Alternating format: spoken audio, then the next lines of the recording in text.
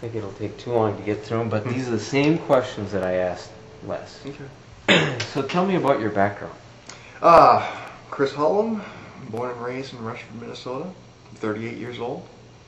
I have spent in February will be my 10-year anniversary working at Fastenal Manufacturing in Winona, Minnesota. I work in the receiving department. Okay. I inspect material that comes in, steel, various types of steel, different bolts and fasteners, and I inspect it, make sure it's the right stuff, make sure it's enough to do the job, and I'll either put it into inventory or I will issue it to a job. Okay. I have other various responsibilities with that. One thing I should mention is definitely speak as loud as you not Okay. yelling, but just so that, Be because, excuse me, me being close to some, it's going to pick up my voice evenly, but the farther you get away, it's going to be bad. Of so course. I told Les the same thing. Okay. This is maybe an odd question, but how much does the mayor get paid per year? I have no idea. Okay. I'm not running. I'm not doing it for the paycheck. Okay. I do it because I want it to be a civic duty, and Okay. And that's, one of the reasons I asked that question is to just see if you were aware. But also, I'm just wondering, why do you want to be the mayor? because I want to serve this community. In my opinion, I don't think the community is cohesive. We're not together.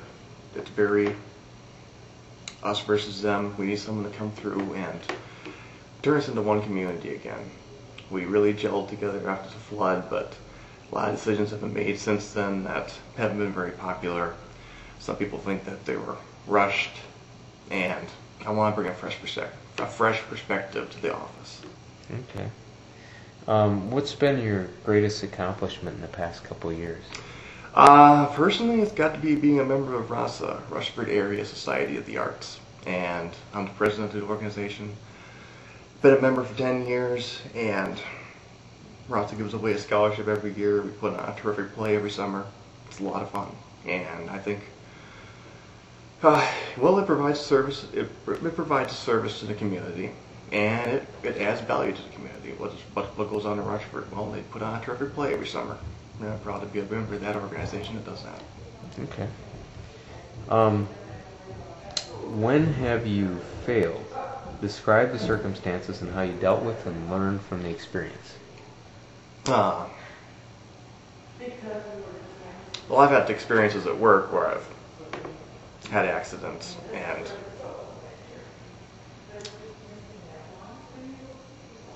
how do I describe it? I accidentally I mislabeled some material inventory, and I received in some 5/8 B7 and some 5/8 stainless steel at the same time. And when I put them away, I labeled the stainless steel B7, I labeled the B7 stainless steel, and then it got issued and put to a job, and then got shipped to a customer, and they got recalled because it was the wrong stuff, and I got written up for that. And stuff like that, you've got to be careful for it. You've got to take your lumps and say, that was a mistake, I should not have done that. Okay. I apologize, I learned from it, I will be more careful next time. Okay. How do you foresee future collaborations with Rushford Village? Well, I don't have any of the baggage of the past. I've never been in government before. I haven't had to deal with these entities. I think I can be a fresh voice, try and find out a way to help the village and the city get along. I think I can do that. Okay. So you survived the flood recovery process. Yeah. What do you see as the next step for the city of Rushford? Next step is, quite frankly, looking at what happens with the possible school referendum that comes up. It's possible building of a new school. Looks like we can get some state assistance for that. I think that would be huge. I think that is going to define the direction of the city more than anything. I mean, people come to your town, they look at your school, and they say, that looks like a beautiful new school experience. That's the place I want to move to with my kids. I think that will make Rushford a destination. Rushford Peterson. What great attributes do you think your opponent brings to the position of mayor? My opponent?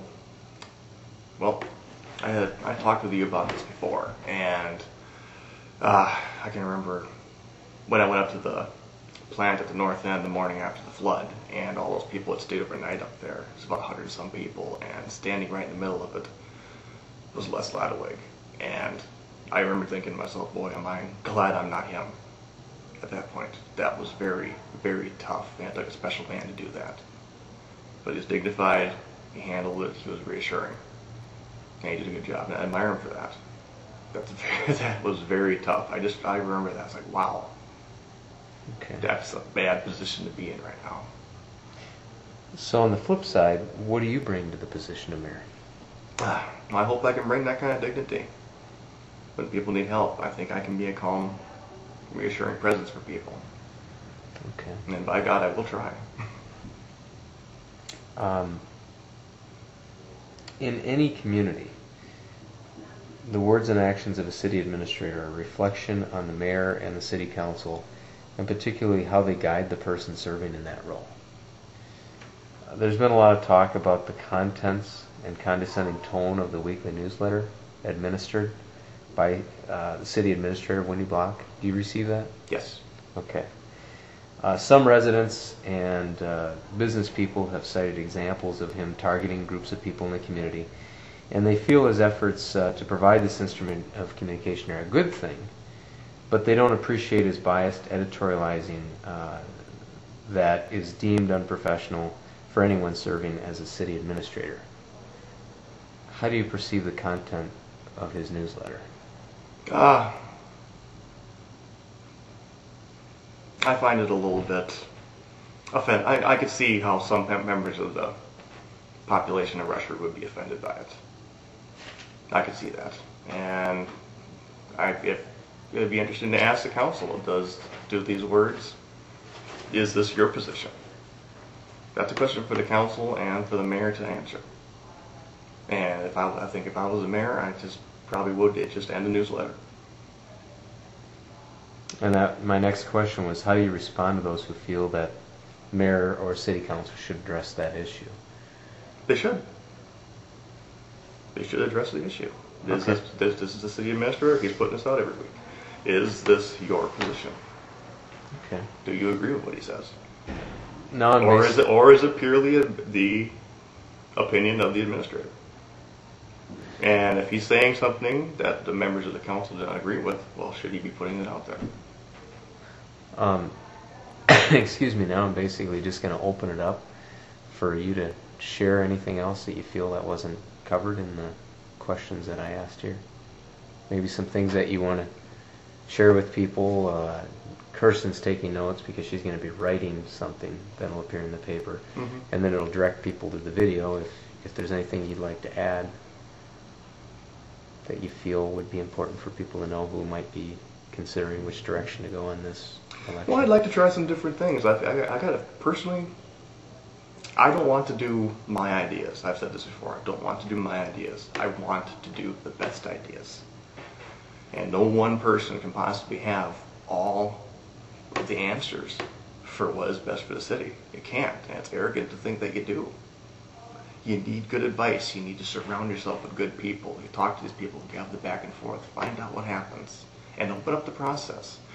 We tape basketball. We show the basketball games live on cable in town here. I don't see any reason why we can't have live open city council meetings on cable in town. Why not? Chatfield does that. Yeah. Mm-hmm. Open up the process. Let's let the people watch it all the time. And the people need to be engaged. People need to attend the council meetings. They need to attend. You can't, it's twice a month. You can't be at every meeting. Resolve to be to one every month, or resolve to be to one every other month. You need to attend, watch, and see how the decisions are being made. When you say the people, are you talking about? The citizens of Rushford. Citizens, okay. Need to attend their council meetings. They need to pay attention to what's going on. And since that's been a challenge